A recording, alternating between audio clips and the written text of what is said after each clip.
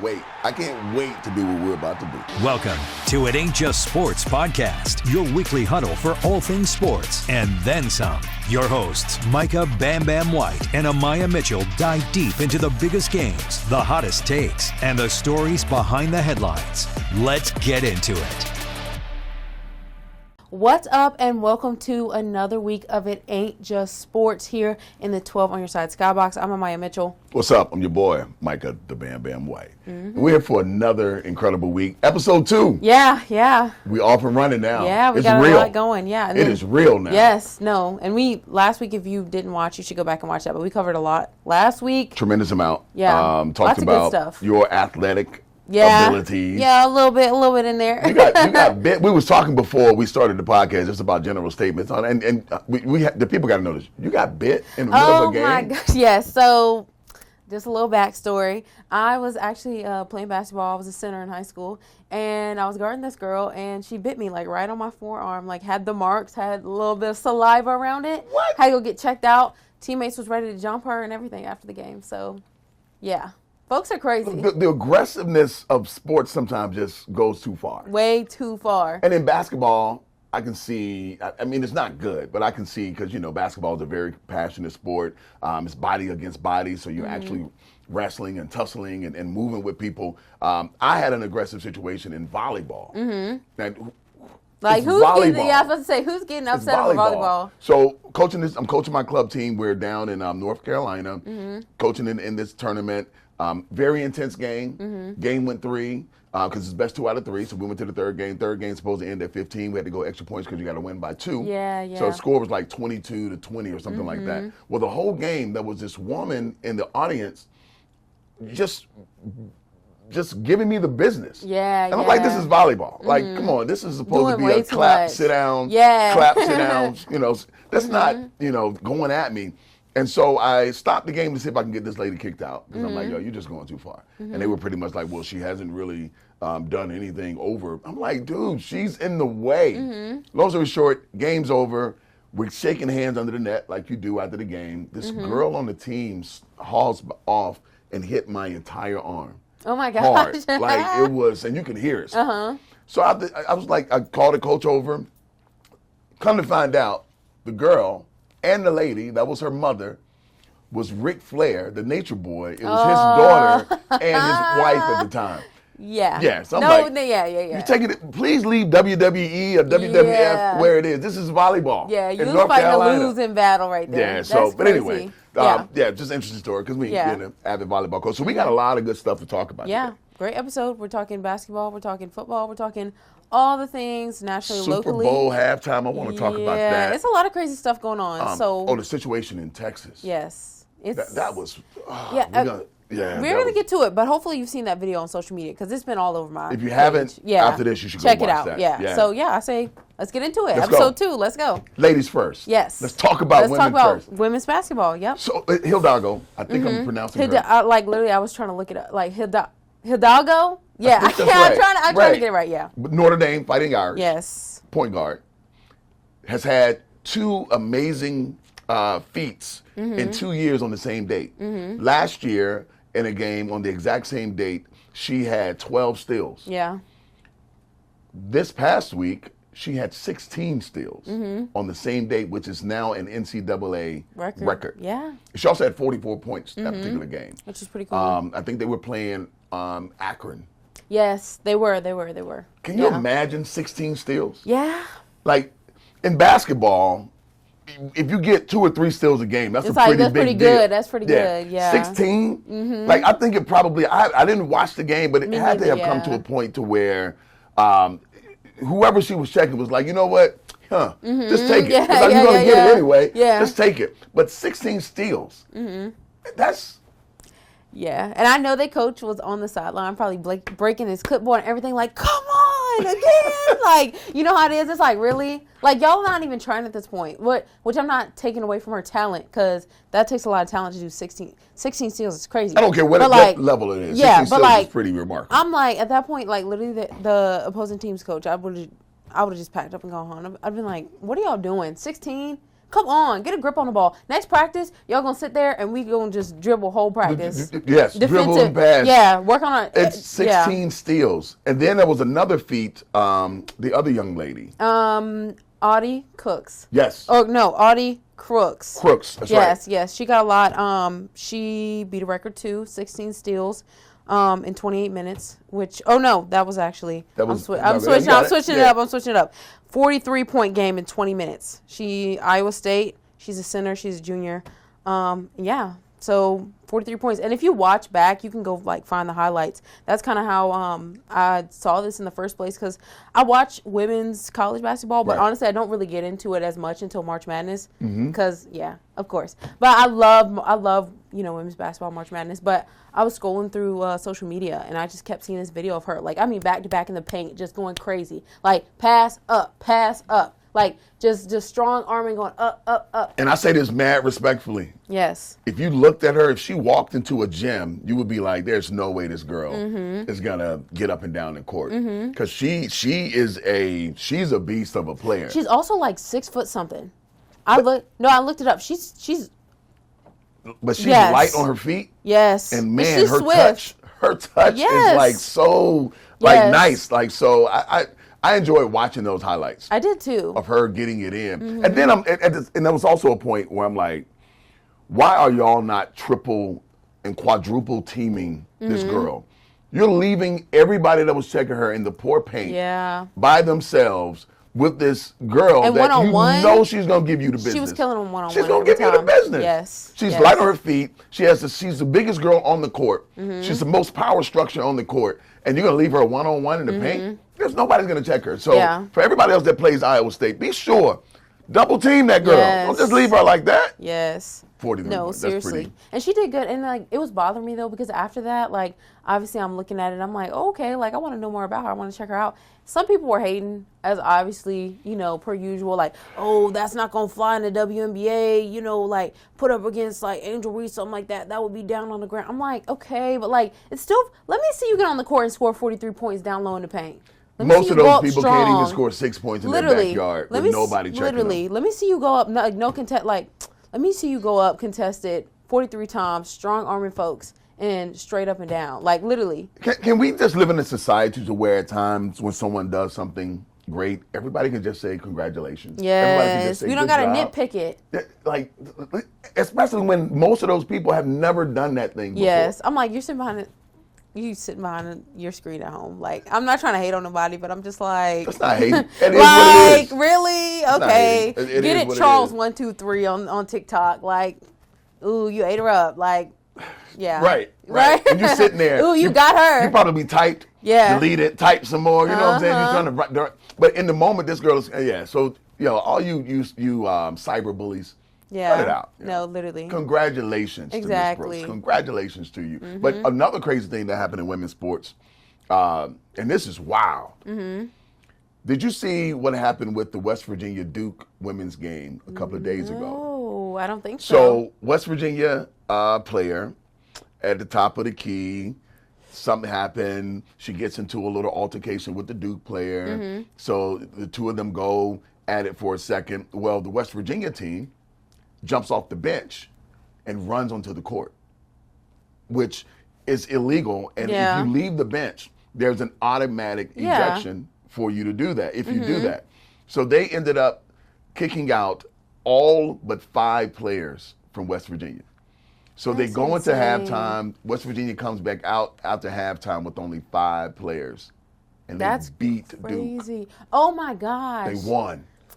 I'm not gonna lie, that's kind of hard. That's kind of hard. 5 players. You only had 5 players for the whole half, and you win. We coming behind our 1 player. We all getting kicked out. We got 5 people who probably usually be on the bench. Right. And now they in the game, and they put the whoop on them. Come on, that's crazy. And Duke's ranked. Yeah. So it's not they're good. Yeah, they're a good basketball team. That's insane. So 5 players. When you think about chips, there's another level when you have a chip on your shoulder. There's another level when adrenaline kicks in. Yeah. And it's kind of like you blank out because you're fighting for something bigger than just what your skill set is or just the game itself. You're fighting for the situation that happened to get my players kicked out. We got y'all. If there's ever I got your back statement, that was I got your back statement. So the locker room probably went crazy after that. Because I know how it is. It's like, especially too when you play in high school, like the people that don't play that much, when they get in on the game, when they score a few points, or let alone help you win the game, after we're like, hey, come on, like they couldn't stop you. Like it's crazy. Videos like that, you know, I'm a tough guy, but sometimes people cut onions around me when I'm watching certain videos, right? And one that always has onions being cut around me is when I watched the video of the autistic kid that was put into the game. I wish I could say this gentleman's name, but I'm just thinking of it at the spot. But he had been the basketball manager for years.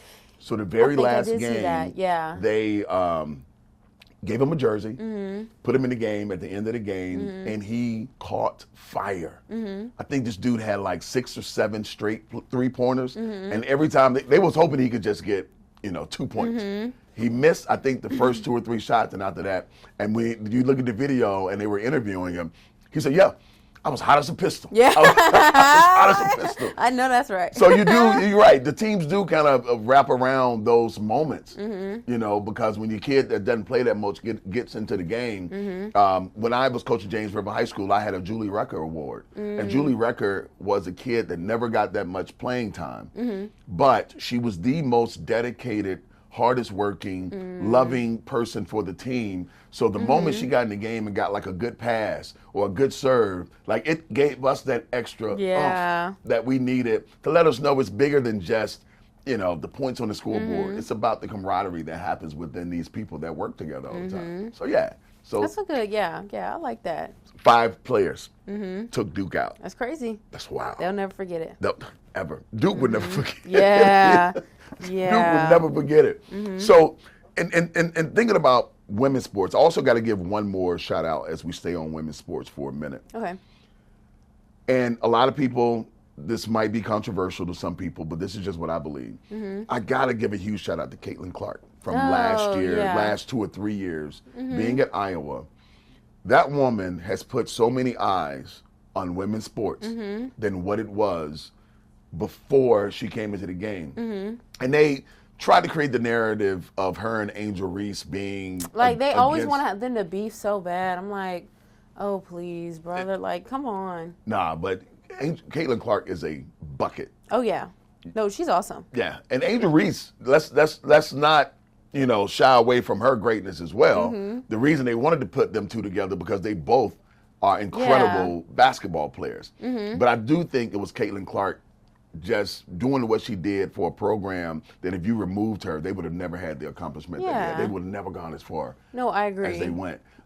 So shout out to Caitlin Clark for having us talk about women's sports in such a way because she brought that attention to the game. Yeah, of course. I love it. So what are you doing for Super Bowl? I have no clue. I literally, last year, I think I was working, so I watched it at work, obviously. Super Bowl halftime show. Kendrick Lamar last year, we had that turned up. It was kind of one of those things where it was like, okay, everybody be quiet. We're going to turn on the TV. Don't nobody talk. And honestly, I loved it. Did you watch last year? Oh, I watched, of course. That was probably one, I can't lie. Well, I haven't been alive that long to see that many that I can remember. But last year was one of the ones that, like, I feel like I remember that one, Katy Perry, maybe like Beyonce, Bruno Mars. But that was my favorite. Beyonce, Bruno Mars, Usher was big. Okay, I 2 years ago. Usher. It was okay. That was recent. That was 2 years ago. Yeah, that was my pretty memory's big. Bad. But I do think the Kendrick Lamar, like I love that one so much that with my band, we perform Not Like Us. Oh, yeah. No, I love that Mustard one. on the beat, bro. Yeah. Vote any rap, brother. He a thief.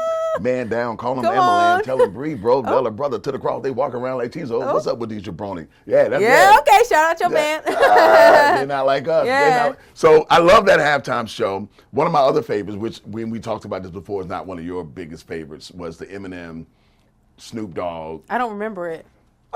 Like, I remember Kendrick. I remember Beyonce. I remember Katy Perry on that big horse. Yes, that's all I remember. That's all I remember. But, like, that's the thing that I'm talking about. It's like, it doesn't matter to me. Like, if I know what you're singing, how you're singing it, I can hate your music. But if you put on a show, if you get me hyped, like, you know, like, I'm with it.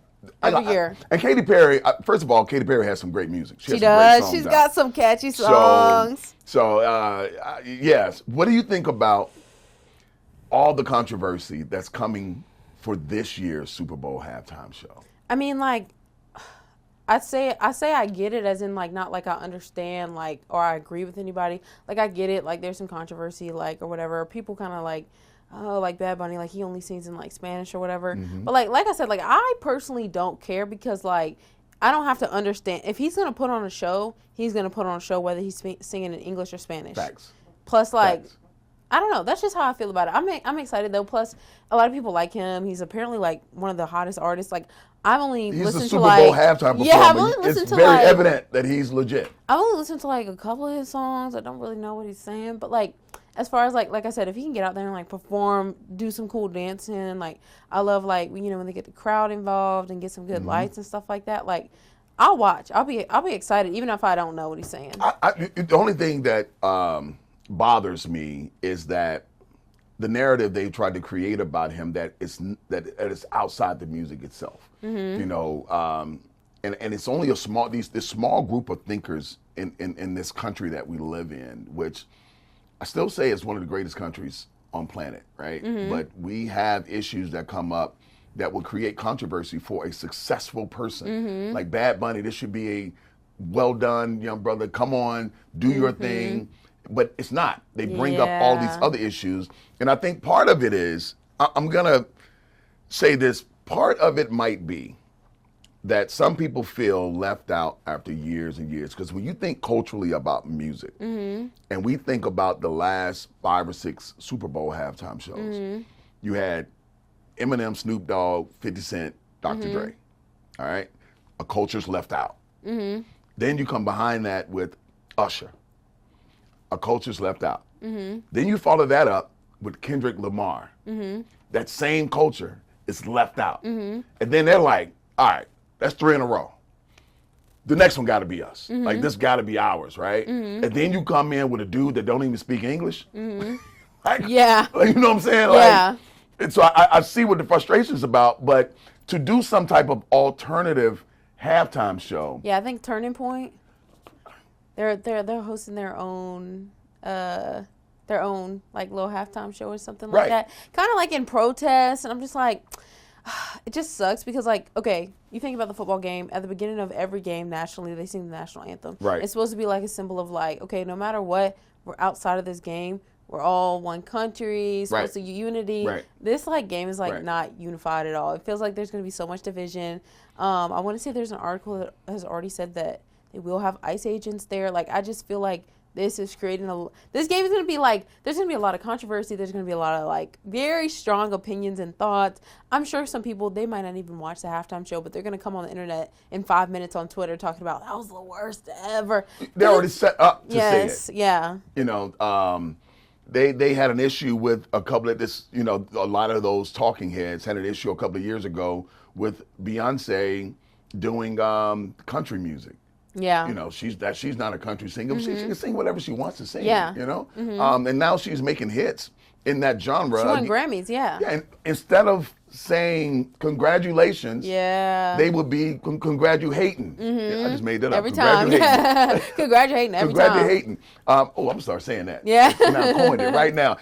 It ain't just sport podcast. Write Y'all that heard down. it first. Congratulating. But now, the contradicting part that I think comes with the anti or the protest against the Super Bowl, Turning Point is big time religious.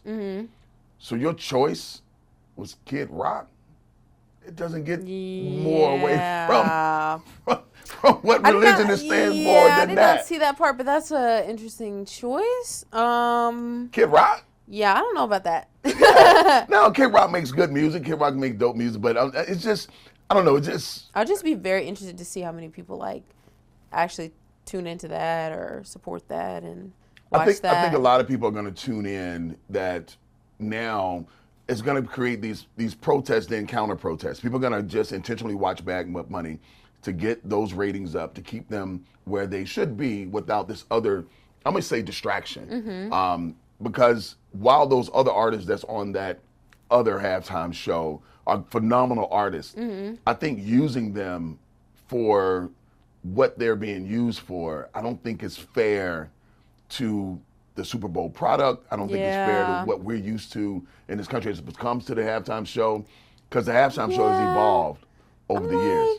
Yeah, and like, I don't know. We let Kendrick have his time. We let Rihanna have her time. We let everybody have their time. Yeah, just let them do their thing. Maybe you'll get it next year. I don't know. Maybe you get it. And you almost make an argument that you make it harder for you to, whatever that you get it, whoever the yous are, this makes it more difficult. You know, I don't know. But shout out to Bad Bunny. Yeah, I'm excited. Yeah, I'm excited too. I hope he sings like that. That's his only song I know. It's like, I like with Cardi. That's the only one I know. It like that. So I feel like you got to bring that out, especially like Cardi's going on tour and stuff. So Cardi. Don't even. Don't even. You said the name. No, don't even. Came like, it's just, Cardi B, congratulations on your son and their dads. Their dads. So, I'm saying actually went on X and said that Cardi and Stefon Diggs, allegedly Stefon Diggs' son, is his. I think he said, like, I want to say he tweeted, or not tweeted, posted on X and said, my kid, LOL. And, like, people are, like, speculating it's, like, in reference to, like, the Georgia law that because, like, technically Cardi B and Offset are still married, that technically the kid, through some, like, crazy Georgia law, is like still belongs to Offset because they're still legally married, and like it's just like a whole thing. Come on, man. I know. Come on, Offset, let it go. Let it go. Let it go. Like, it's just sad. And Stefon Diggs. Don't even. I can't. He's in a whole nother. Everybody in this situation is just like very problematic, in my opinion. Yes. Like, unfortunately, it's and just. Who's caught in the crossfire? The kids. Yeah. And that's the horrible part about it. Exactly. I mean. But Stefon Diggs, he got many kids, many different women. Many. And here's the thing.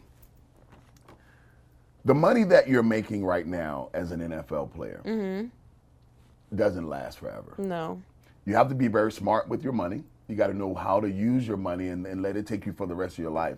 Yeah. But when you have all of these kids, right now it's easy or seemingly I mean, while you're in the spotlight. While you're in the spotlight. But those kids are going to be 16, 17, 18 years old. And when they're 16, 17, 18 years old, you're going to be out the league. Yeah. And it's going to be a critical time when you're going to have to take care of these kids financially. So, Diggs, hey, man, you need to figure something out fast. Yeah, you got to create generational wealth and stuff like that. And it's harder to do when you have all these people that are involved with your bank account. Because you got kids and other women and other families involved now with your bank account. There was a running back, Alexander. He just had his 14th kid, Sean Alexander. But he's retired. But he had all 14 kids with the same wife. Oh. That's cycling the money through the family. Yeah, everything stays in the same household.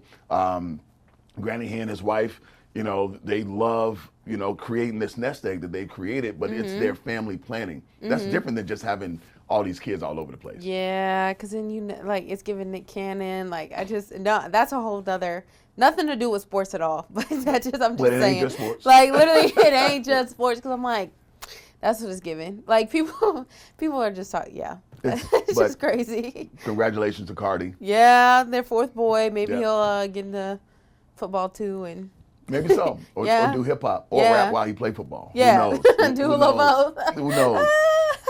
So in football though, Amaya, that was a situation that happened in Texas at Texas A&M this weekend. Did you see that? Oh yeah, it was like I said, it was all. That was another video that was all over my social media. I'm sure you saw it too, of the trooper just kind of like shoulder checking the players. I'm like, oh, so childish, crazy, so childish. Yeah, and.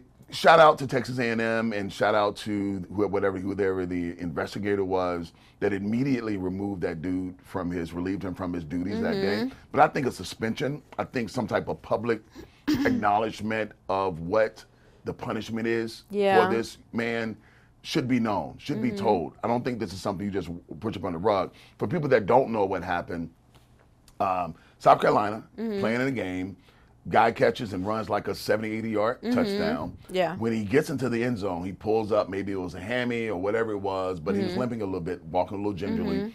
He continues to run instead of just coming to an abrupt stop and goes into the tunnel. The tunnel. Yeah, yeah. Another one of his teammates follow him into the tunnel. They're turning around, walking back onto the field. The state trooper walks straight towards them and checks them. Yeah, like arm checked them. Like, yeah. And he's like, "What's up?" I'm like, then when the other guy turned around, like, "Yo, what was that about?" Then he starts yelling at the player. Dude, there are 100,000 people there. The guy just scored a touchdown. Yeah. You know the cameras are on you.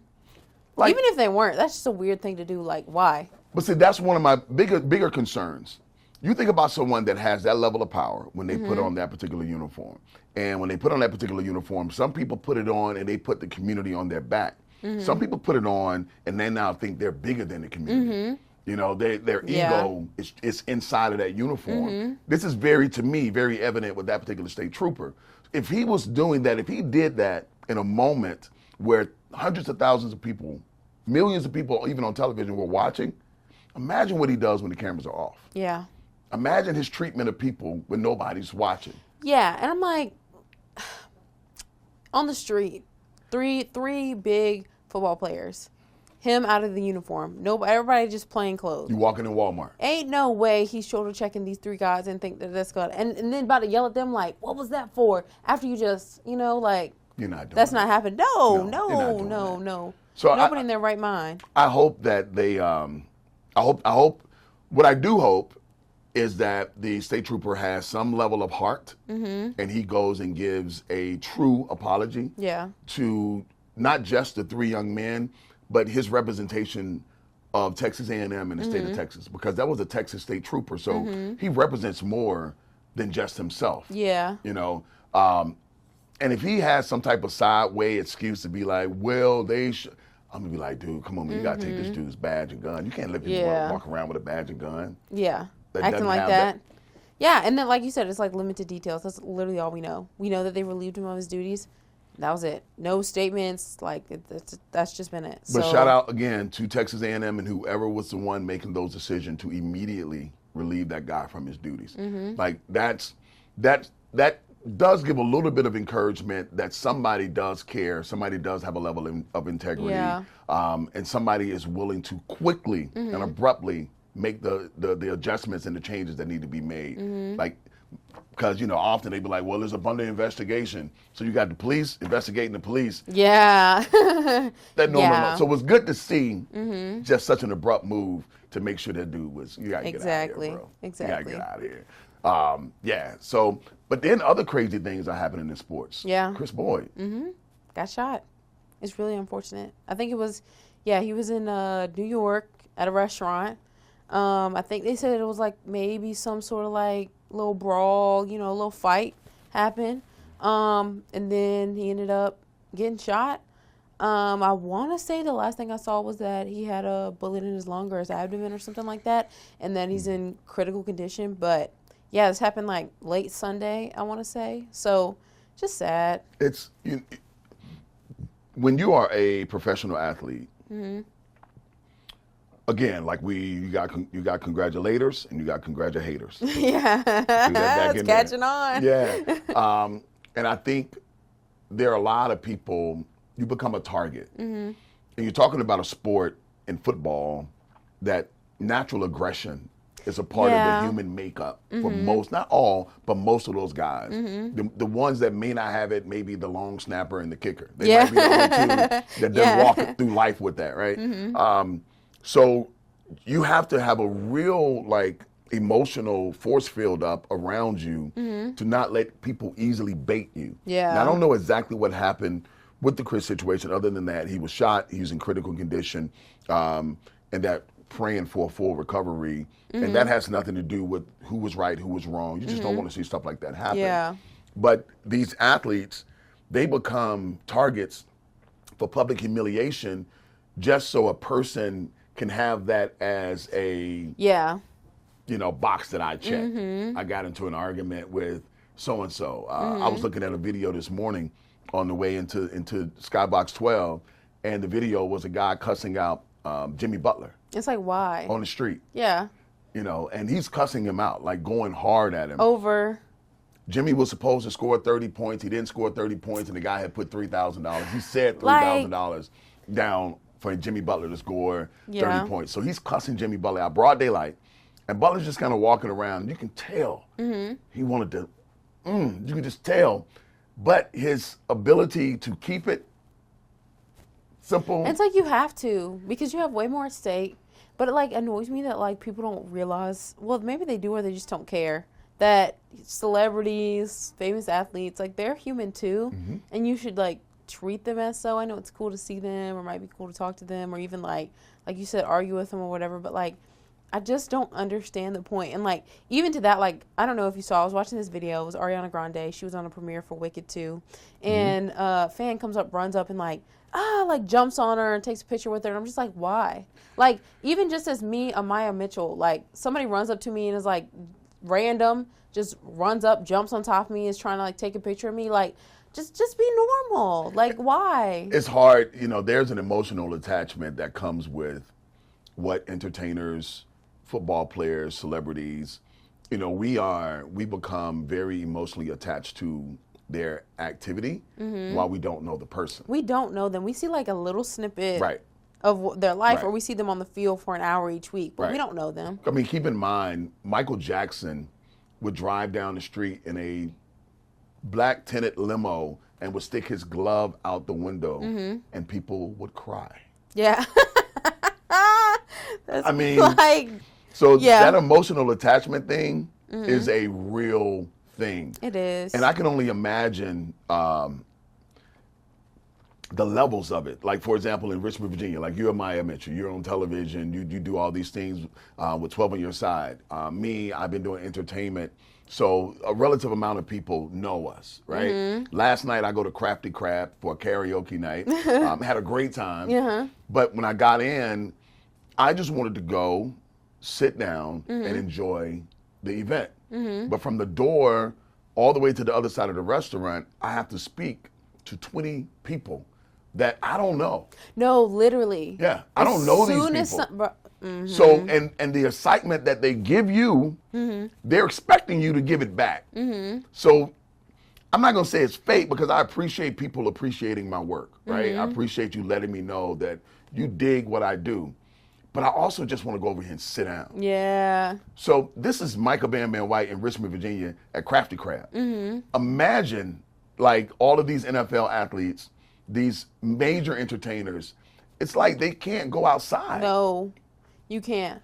You can't go to the store. You can't go anywhere normal. Especially like there's just somebody's gonna recognize you, somebody's gonna spot you. So it's just like. And you got to be ready to. And then you got to uphold their standard. You know what I mean? As far as like, I don't know about you, but if anybody ever is like, oh my gosh, like more specifically when I was in Charlottesville, because that's a smaller town. If somebody was like, oh, Amaya, I watch you all the time on 29, and I'm like, okay. Hi, like, like I can't, I can't, I'm not finna be out here, like, not that I was doing anything wild, but like, you don't want to be, they watching me, I gotta act right. It's like you jump into the persona of what they're expecting you to be. But keep living. You're gonna cut that out. Yeah. Keep living. When I first started doing comedy and people started to notice me, that's how I was. I felt like, well, I got to tell a joke or I got to say something funny. Now it's just like, hey, how you doing? Good to meet you as well. Bye. I'm like, okay, you want to take a picture? There we go. All right, you have a good one, okay? All right. And then people will come up, yeah, you remember that time? No, I don't remember that time. I'm sorry. No. But I'm going to smile and act like I do. No, literally, I feel so bad, too, because I'm so bad with names. And people be like, oh, Maya, it's so good to see you again. I'm like, again? Yeah. Yeah, it is good to see you. You start asking general questions like, so how you people? Right, I'm like, see who they say to see if you know who it is. I feel so bad, but it's not on purpose. It's not. It is what it is, but at the same time, again, for players out there, protect yourself. For young kids that are out there playing sports who may one day become a major league or an NBA player or NFL player, remember, don't let anybody bait you out of your next check by doing something stupid to them. Exactly. Because they will try to bait you. And they will. And you're going to make them famous. And you got so much more to lose. You got way more to lose.